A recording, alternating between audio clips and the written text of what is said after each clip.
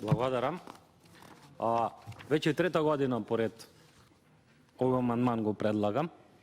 Втор пат, како што ми кажувате дека веќе се обезбедени средства, но во Тетово се сведува на че. Ние сме број 1 во Европа, град, рекордер, број 1 во Европа по загаденост.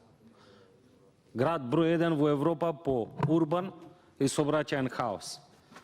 Очекував да кажете дека веќе цела постапка е завршена, но како што гледам, сите работи кои што ги правите, поготово за Тетово и Тетовскиот крај, чекате до крај, за да кажете пред избори дека сте сработили нешто. Соодветно на тоа се поставува прашањето, ова сообраќајно, градско сообраќајно предпријатие е формирано пред повеќе од 4 години, се уште не е активно и се уште нема набавено ниту едно превозно средство.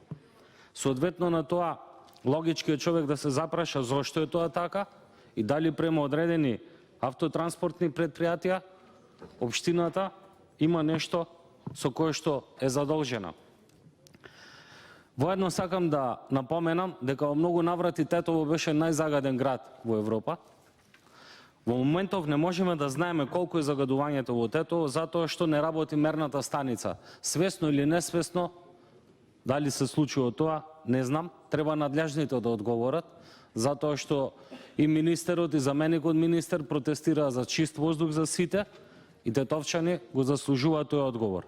Воедно, сакам и јавноста да информирам, бидејќи владата немаше пари за подобрување на воздухот, на квалитетот на воздухот во Тетово, германската амбасада се одважи и набави едно еко дрво во Тетово, заедно со градот Скопје. Во интерес на јавноста, сакам да кажам дека истото еко дрво не е исправно, односно грижата за екологијата на општина Тетово допринесе да и тоа еко дрво сега во моментот не е исправно, дури еве денеска има и нешто пишано по печатените медиуми. Воедно, како оваа влада се бори со загадувањето и критичарите на оваа влада, можам да го напоменам и случајот со Еко Герила, кој што излегува на трибината во Тетово кога беше владата дојдена, и кој што посочија дека одредени функционери или им се заканувале или им нуделе нешто за да ги замолчат. Немаше реакција од соодветното обвинителство по допрен глас и ден денеска граѓаните на Тетово и на Македонија не знаат што се случи со овој случај. Воедно можам да напоменам дека и покрај тоа што коалицијата СДСМ дуи го затвори Југохром, свесно или несвесно не ја пуштаат во употреба мерната станица, за да не знаат граѓаните на Тетово колку е загадувањето сега, односно ќе се увиди дека загадувањето не одело само од Југохром, дека загадувањето е во самиот град.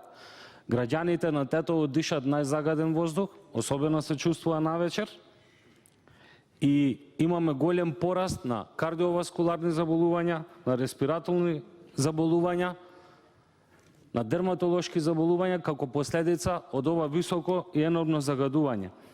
Очекував дека заменичката министерка, како човек кој што доаѓа од нашиот крај, искрено ќе го поддржи ова и ќе се заложи што побрзо овој проект да се реализира. Секогаш кога имаме одредени амандмани со одредени финансиски импликации кои што ги бараме за Тетово, ни кажува дека постапката е во тек и дека ќе биде. Вие веќе станавте познати меѓу граѓаните како ќе влада, бидејќи до сега само ветувате, а ништо не исполнувате.